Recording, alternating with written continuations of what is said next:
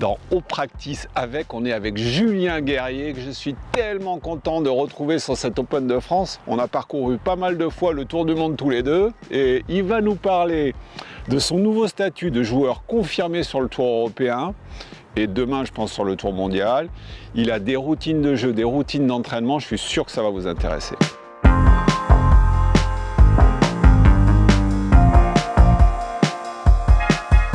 Alors Jules, moi, je me suis régalé de t'entendre et de te voir grand garçon. Je t'ai connu jeune ado. Ah ouais, tu m'as coaché. Et là, vraiment, tu fais une jolie saison, bien affirmée, avec des belles perfs, des trucs qui sont passés tout près d'être vraiment géniaux. Ouais, donc, on sent que tu es vraiment dans le move. Ouais. Qu'est-ce qui se passe au practice? Parce que finalement, au practice, tu y vas tous les jours quasiment. Au practice, j'y suis tous les jours. Moi, c'est assez simple. J'ai 2 exercices de technique où je fais tout le temps ça. Après, je m'occupe beaucoup de la balle. Donc moi, j'essaye de faire vraiment des fades. Je mets un stick devant, je mets une baguette au sol. Et après, j'ai un autre exercice, c'est je mets un élastique ici. Et pour avoir la connexion, parce que je suis quelqu'un qui est assez grand et j'ai tendance à avoir les bras qui bougent, les bras qui bougent un peu dans tous les sens, et le but c'est d'être le plus régulier possible. Donc c'est pour ça que je veux cette balle de gauche à droite. Comme je suis un joueur assez long, bah, on cherche la précision, quoi, tout simplement. Grave. Tu nous montres cet exercice, le premier? Bah, écoute, alors, je te prends 2 sticks, j'en mets 2 sticks qu'il faut avoir dans le sac pour s'entraîner. Voilà, exactement. Je mets un stick pour l'alignement tout simplement, et après je mets un autre stick 2 mètres devant ma balle, d'accord. Okay. Et une fois que j'ai mis ces 2 sticks, hop, et ben je me contente juste de bien m'aligner en fonction du stick d'alignement. Okay. Et après, j'essaye de taper que des gauches-droites parce que je veux que mes mains rentrent à gauche. J'ai tendance à toujours aller vers le haut. Comme je suis un joueur puissant, la force centrifuge nous amène vers le haut. Et moi, j'essaye d'aller vers le bas avec des mains qui rentrent à gauche. Et c'est comme ça que je le retrouve. Tu mimes beaucoup, là, comme tu le fais? J'essaye plus de le retrouver sur de la posture, si tu veux. Donc, quand j'ai une balle qui, tu vois, j'essaye de mettre une balle plutôt à gauche. J'essaie d'avoir des mimétismes un peu comme ça, un peu de follow-through ici. Après, je me mets comme ça, là. Et puis, j'essaye vraiment d'exagérer la sortie de balle à gauche pour vraiment avoir une neutralité au niveau des mains. Et pour avoir justement des bains qui restent assez basses. Voilà, après, ça, je fais que des exercices soit techniques, soit de performance avec le Trackman. Je me disperse pas dans taper pour taper, quoi. Et après, j'utilise donc ce bandeau ou le petit ballon que je mets pour travailler la connexion, justement parce que en fait, quand tu tapes, tu te concentres vite sur taper loin, etc. Et en fait, souvent tu perds la coordination. Et en fait, moi, mon objectif, c'est souvent d'avoir un finish hyper bien empilé.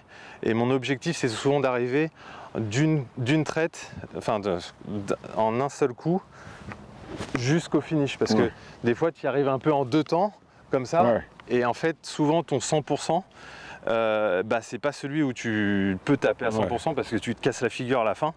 Et moi, mon 100%, c'est celui où tu arrives où tu maîtrises l'équilibre à la fin. Et tant que tu maîtrises l'équilibre, tu accélères. Dès que tu maîtrises plus, c'est que tu es allé trop vite. Et puis très souvent, c'est comme l'effet. Bon, là, je vais taper juste une balle pour vous montrer un peu le concept de l'élastique. Et pareil, j'ai toujours mon stick devant par contre.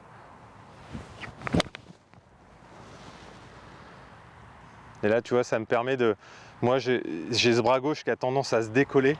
Et du coup, là, avec l'élastique, ça m'aide vachement, quoi.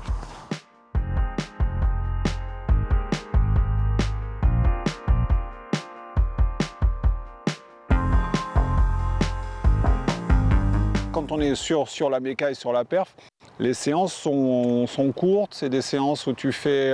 En général, sur le plan technique, je vais faire 10 minutes de sortie de balle, où je vais vraiment être focus que sur le sortie de balle, 10 minutes soit de ballon, soit d'élastique. Ça va être 20 minutes et après ça va être que de la perf. Alors la perf, c'est quoi? La perf, je suis avec mon Trackman. Ouais. Et tous les jours, alors le lundi, mardi, mercredi, j'ai programmé 25 balles où c'est tout le temps, c'est jamais normalisé. Donc en fonction du vent, de la météo, je dois faire des distances. Okay. Et je dois faire un nombre de points. Donc j'essaie d'avoir un minimum de 80 points. Ouais. Et c'est moi, mon truc, c'est entre 40 et 120 mètres. Okay. Et après, même pendant le jeudi, vendredi, samedi, dimanche, j'ai mon Trackman et en fait je commence toujours ma séance d'entraînement. D'accord, par ce jeu de wedging là. Moi par contre j'ai un jeu de 15 où je fais 40, 55, 70 et 85. C'est pareil, j'ai aussi je ne l'ai pas dit ça, mais j'ai un autre exo de performance où je fais 18 trous. Mon caddie, en fait, il note voilà, tout. Et puis, donc, il y a le driving et on parle de dispersion, de choses comme ça. Donc, c'est plutôt là que tu vas le travailler, voilà. Et vraiment en perf avec des objectifs de la perf, de direction. D'ailleurs, mon caddie, donc, il note toutes les dispersions. Et après, en fait, tu vois exactement, en fait, il veut me montrer par A plus B que, en fait, regarde, Julien. T'en es là. 90% de tes coups ils sont entre tel mètre et tel mètre et en fait et ça tout au long de l'année et en fait ça. Alors pour info, pour un joueur de ton talent là, quand vous travaillez le driving, ta dispersion en largeur c'est quoi à peu près? Il faut que tu la laisses dans quoi? 30 mètres, 40 mètres? En fait, l'idéal, c'est, moi j'ai 90% de mes coups, ils sont dans un espace de 18 mètres. Ah ouais. Donc 9 mètres à droite, 9 mètres à gauche. Magnifique. Mais voilà, t'as les ratés qui comptent aussi malheureusement. Et donc moi je suis un joueur qui, voilà, comme je suis long, je peux avoir des ratés qui coûtent cher. Donc c'est pour ça que j'essaye de taper en fade. Pour justement éviter, parce qu'on sait que la gauche-gauche, on l'aime pas, elle coûte plus cher que la droite-droite. Parce qu'elle va plus loin, elle roule plus, etc. Plus le rebond. Voilà. Et donc pour parler de driving, après moi je sais que je suis un joueur plutôt long. Bon maintenant les jeunes arrivent, avant j'étais dans les 10 premiers, maintenant je suis dans les 50, 60. Donc, et puis le fait que je tape en fade aussi, ça réduit un peu la distance. Mais bon, on est pas mal du milieu du fairway. Mais on est mieux du milieu du fairway. Et puis normalement, je suis pas quelqu'un, je prends pas énorme de fairway, mais par contre, je m'égare jamais trop loin du fairway. Donc ça joue. Voilà, ça joue. Donc ça joue. Voilà. Ok, c'est cool.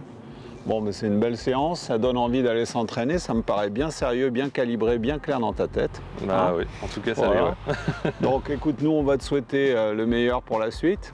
Merci. On va continuer à te regarder, tu imagines que je jette un œil toujours très attendri à tes performances. C'est sympa. Et encore un beau practice avec Julien Guerrier qu'on va suivre toute la fin de saison et pour les années qui viennent. Merci Jules. Parfait, merci.